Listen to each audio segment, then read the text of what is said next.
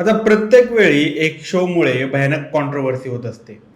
Coffee with करण या शोमध्ये प्रत्येक वेळी सेलिब्रिटी येत असतात.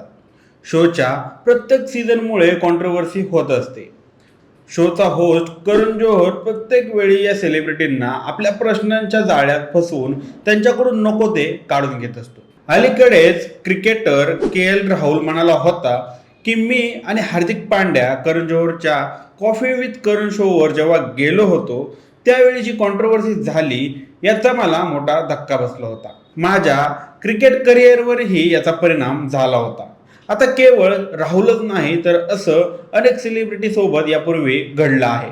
आता हा विषय तसाच आहे, पण हा विषय करण जोहरच्या कॉफी विथ करण शोचा नाही, तर अगदी कमी काळात प्रसिद्धी पावलेल्या इंडियाज गॉट लेटेन शोचा आहे. या शोवर युट्यूबर रणवीर अलाहाबादिया हा आला होता. या शोचा प्रमुख कॉमेडियन समय रैना यासोबत मिळून त्याने केलेल्या वक्तव्यांमुळे सोशल मीडियावर सगळीकडेच खळबळ उडाली आहे. आता नेमकं सगळं प्रकरण काय आहे ते समजून घेऊया आजच्या या व्हिडिओमधून. नमस्कार, मी सनी आणि तुम्ही पाहताय दैनिक राज्य लोकतंत्र. आता स्टँडअप कॉमेडियन समय रैनाने हा शो त्याच्या युट्यूब चॅनलवर सुरू केला होता. अगदी कमी कालावधीत या शोला प्रसिद्धी मिळाली. या शोचा प्रमुख स्टँडअप कॉमेडियन समय रैना हा आहे. डार्क कॉमेडी या शोची मुख्य थीम आहे. या शोमध्ये ठराविक व्यक्ती स्टेजवर येते आणि त्याला एका मिनिटात त्याचं टॅलेंट दाखवायचं असतं. मग पाहुणे म्हणून आलेले जज आणि मुख्य जज म्हणजे समय रैना त्या व्यक्तीला 10 पैकी गुण देतात. मग त्यांनी दिलेल्या गुणांची ते सरासरी काढतात आणि त्या स्पर्धकाने सुरुवातीलाच आपल्याला किती गुण मिळणार आहेत या अंदाजावरून पेपरवर लिहून आणले असेल तर तो या शोचा विजेता ठरतो. त्याला 1 लाख रुपयांचं बक्षीस दिलं जातं. आता तुम्हाला वाटत असेल की हा शो किती चांगला आहे, पण हा शो फक्त नाममात्र आहे. यामध्ये घाणेरड्या शिव्या, अश्लील गोष्टी, आई वडील या सगळ्या गोष्टींचा मुख्य समावेश आहे आणि यालाच ते डार्क कॉमेडी म्हणतात.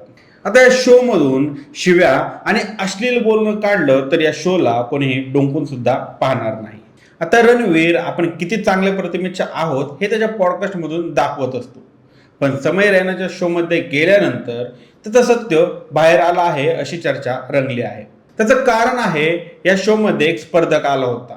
त्यानंतर त्याचं टॅलेंट दाखवून झाल्यानंतर हे सो कॉल्ड जज त्याला प्रश्न विचारत होते. या प्रश्नांची पातळी अत्यंत खालच्या थराची होती.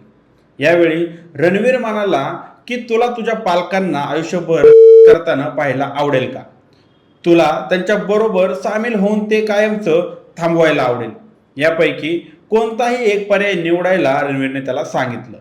रणवीरचा प्रश्न ऐकल्यानंतर समय रैना म्हणतो की हे सर्व त्याच्या पॉडकास्टचे रिजेक्ट झालेले प्रश्न आहेत. आता एखाद्या स्पर्धकावर एवढ्या मोठ्या युट्यूब सारख्या प्लॅटफॉर्मवर अशी व्यक्ती इतक्या घाणेरड्या थराला जाऊन प्रश्न विचारते तर रणवीर अलाहाबादियावर कोणत्या प्रकारचे संस्कार झाले आहेत असे प्रश्न उपस्थित केले जात आहेत. आता रणवीरला प्रधानमंत्री नरेंद्र मोदींच्या हस्ते देखील पुरस्कार मिळाला होता. त्याच्या पॉडकास्ट शो मध्ये अनेक नामांकित व्यक्तिमत्व येत असतात.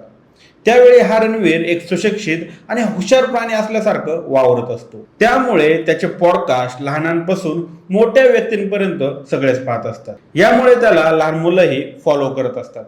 आता त्याच्या अशा घाणेरड्या वृत्तीमुळे त्या सगळ्यांवरच काय परिणाम होणार असे प्रश्न उपस्थित केले जात आहेत. आता मुळात असे शोध चालू करणाऱ्यांच्या नांग्या जागेवरच ठेचल्या पाहिजेत अशी मागणी केली जात आहे.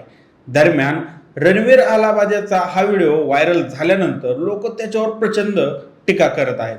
अनेकांनी त्याने केलेल्या ही विकृत विनोद असल्याचं म्हटलं आहे. तर लोकांनीच अशा लोकांना मोठं केलंय, त्यामुळे ते पैसे व व्ह्यूज मिळवण्यासाठी कोणत्याही खालच्या थराला जाऊ शकतात अशी प्रतिक्रिया लोक देत आहेत. आता यावर मुख्यमंत्री देवेंद्र फडणवीस यांनी देखील प्रतिक्रिया दिली आहे. ते म्हणाले, मला याबद्दल माहिती मिळाली आहे, मी स्वतः अजून ते पाहिलेलं नाही, पण खूप वाईट पद्धतीने काही गोष्टी म्हटल्या आहेत असं मला समजलं आहे. हे पूर्णपणे चुकीचं आहे.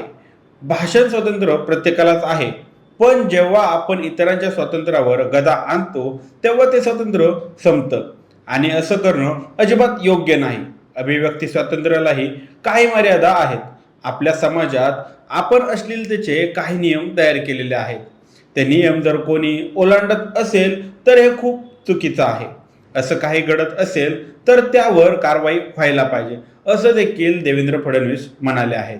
आता याबाबत तुमची काय मते आहेत? अशा प्रकारचे शो त्वरित बंद झाले पाहिजेत का? आम्हाला कमेंट करून नक्की कळवा. आणि जर दैनिक राज्य लोकतंत्र चॅनलवर नवीन असाल तर चॅनलला नक्की सबस्क्राईब करा. धन्यवाद.